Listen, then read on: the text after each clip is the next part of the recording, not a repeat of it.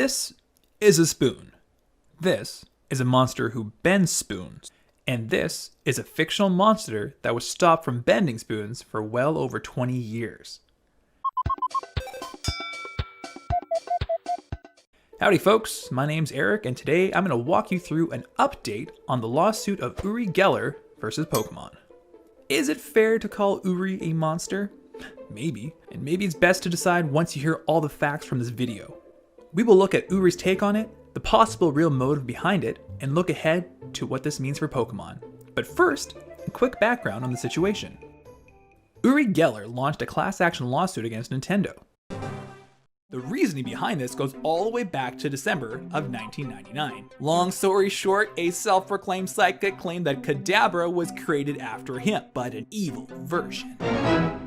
This led to changing the anime and the trading card game forever.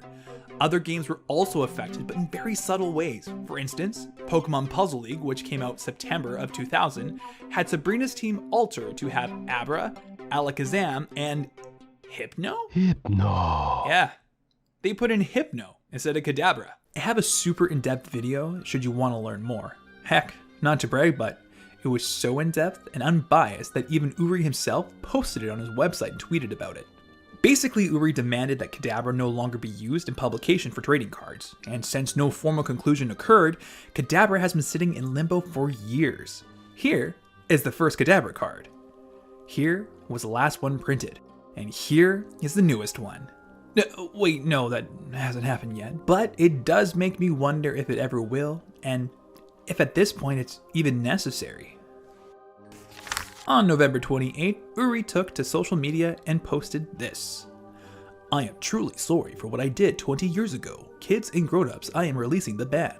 It is now up to #Nintendo to bring back my #Kadabra #Pokemon card back.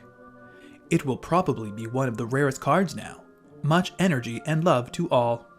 Then, on November 29th, Uri released a video on Twitter unpacking years worth of Pokemon merchandise from an old suitcase and had this to say.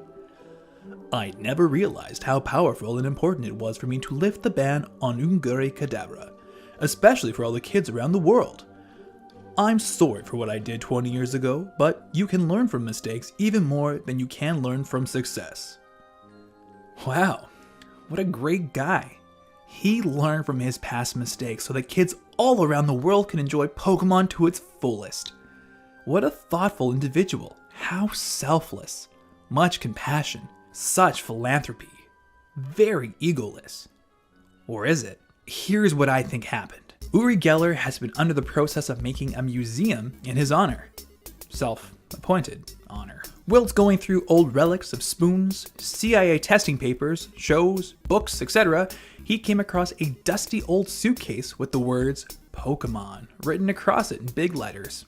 He opened it up and thought, I should display this and demonstrate my greatness as so personified by Japan. But then something happened. A neurotic neuron fired in his brain and he thought, what if I use this old lawsuit to get a minute of fame and become relevant again? Yes, that's the perfect plan. Bury the hatchet with Pokemon and people will love me all over again. And so he folded on his lawsuit. He backed down, but using language in such a way that he was a hero for doing so. He even went so far as to call the Pokemon card his own. Quote, it's now up to Nintendo to bring back my Kadabra Pokemon card. Worst of all is that he put up the link for his museum in both tweets. Because what would be the point of apologizing if there wasn't something to be gained? Yes, Pokemon used his likeness, but not with a negative motive. It was paying homage.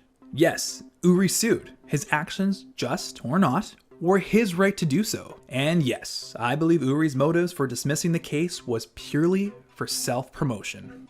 Will Pokemon decide to make a Kadabra card? There has been no official word from Pokemon thus far. I guess the question comes down to, is it necessary in the game?